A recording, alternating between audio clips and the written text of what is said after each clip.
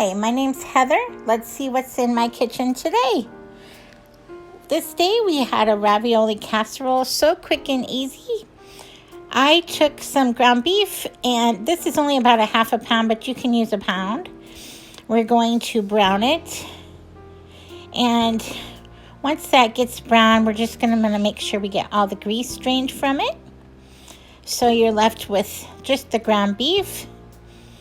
And then we are going to start layering our casserole. So we're going to grease a casserole dish. This is a 9 by 11 or so. And we're going to put down a layer of sauce first, any kind of marinara sauce. Then we're going to take ravioli that are frozen, and we're going to layer them in the bottom of the pan like so. After that, we're going to put on Parmesan cheese and mozzarella cheese and the ground beef. Then we're going to put another layer of sauce,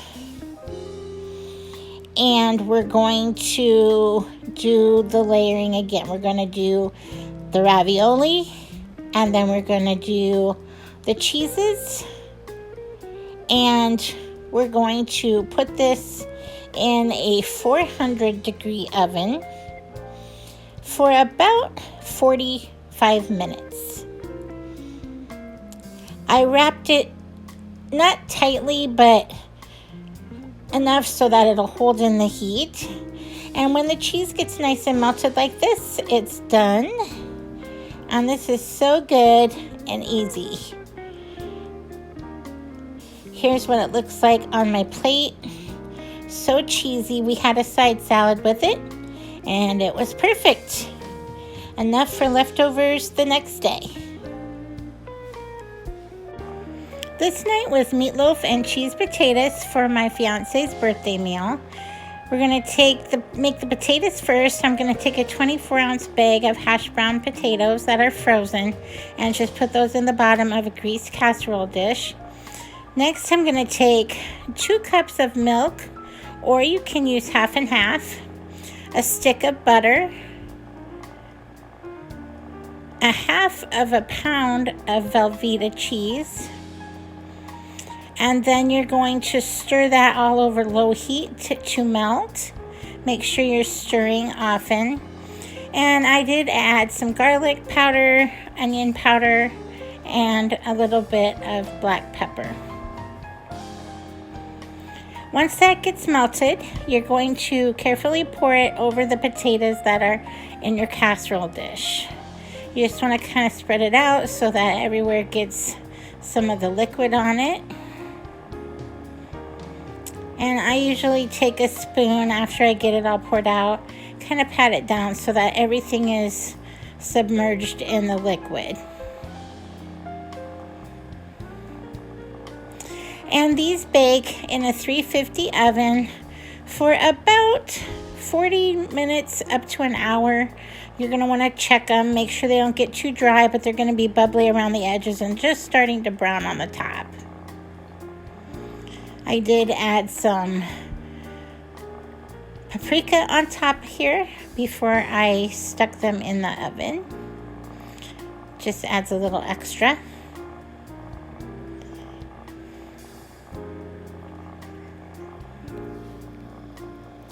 And then we're going to work on the meatloaf next. I'm taking about 2.5 pounds of ground beef. I'm just kind of mashing it up to loosen it up a little bit.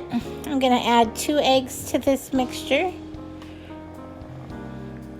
Going to add about 3/4 a cup of water, a cup of breadcrumbs. Now I did have about 3/4 cups of breadcrumbs, so I just took a piece of bread that was on the end, and I'm just kind of shredding it up a little bit. I didn't want to get the food processor out or anything again, but this will just give it a little more bread. Just get all those crumbs in there. There's so many different ways to make meatloaf. Tonight I'm making it with the French onion soup mix. It usually gives it a good flavor, and I'm just pouring that in now. Then I'm going to add about 1/3 cup of ketchup. I added just a little more since I had 2.5 pounds of ground beef. And I'm going to add some black pepper. Now, since this is such a big amount, I'm going to try to mash it in with a spoon a little bit, but it's best just to get your hands dirty and get in there and get it all mashed up together.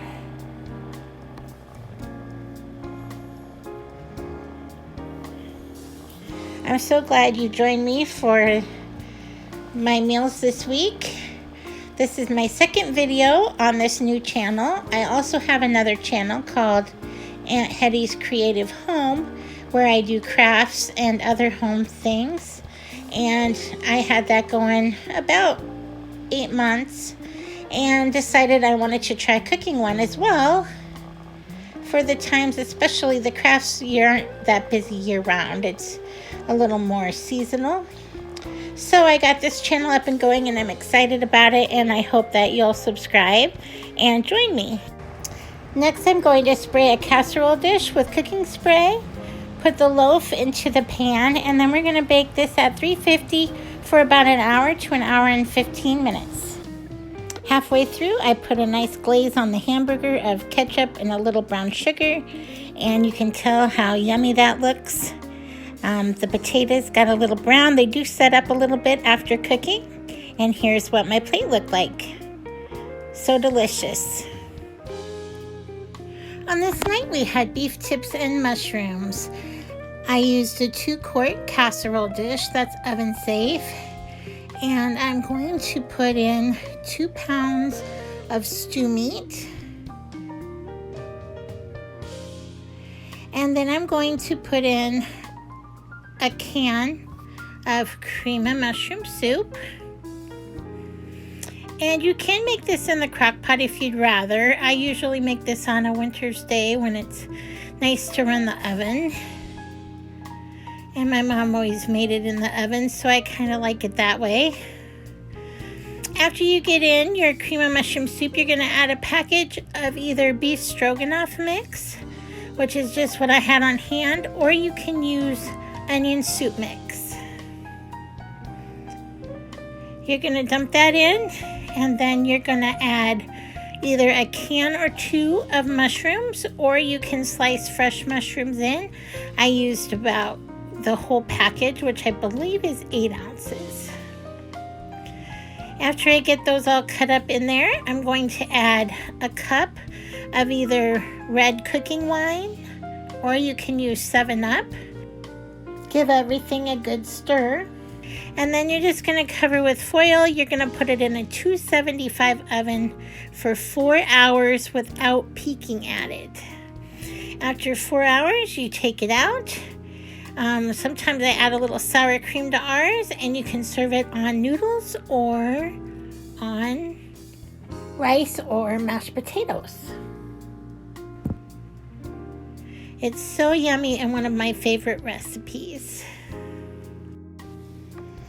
Last night I wasn't feeling well, so Michael made a ham, egg, and veggie skillet. He started out by using a large skillet, and he put in a half of a 24-ounce bag of frozen hash browns. Then he put lots of butter throughout the pan and put the lid on. Then he started cutting up the vegetables. He did onions and green peppers and just put those in on top. And then we had some frozen mushrooms in the freezer that he put in there. You can use fresh mushrooms or canned mushrooms or whatever veggies you like. We had frozen some that we had extra, and they've worked out really well to throw into things. After that, he cut up all the ham, and we put that into the rest of the ingredients to cook as well. Now, he left the lid on for most of this. If you want things a little crispier, you can always take the lid off for parts of it too. That will crisp up the potatoes. So he's just putting everything in at once and then just stirring as needed.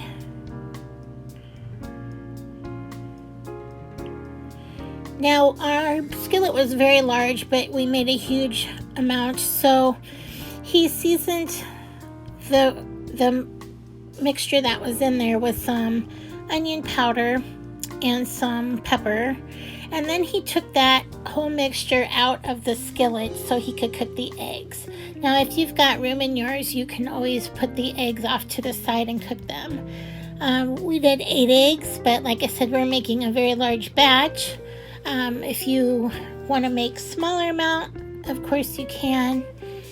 Otherwise, he seasoned these eggs with a little salt and pepper, and then he went ahead and cooked them in the same skillet with some more butter. Now, after he got the eggs all cooked, he went ahead and put the rest of the skillet, all the veggies and the potatoes and everything that he had done before in the ham, and put it all in together and put some cheese on top. And then here's what it looks like when it's all done. All mixed together nicely. And it was very good. He's a good cook. Thank you so much for watching, and I hope that we'll see you next time. Bye!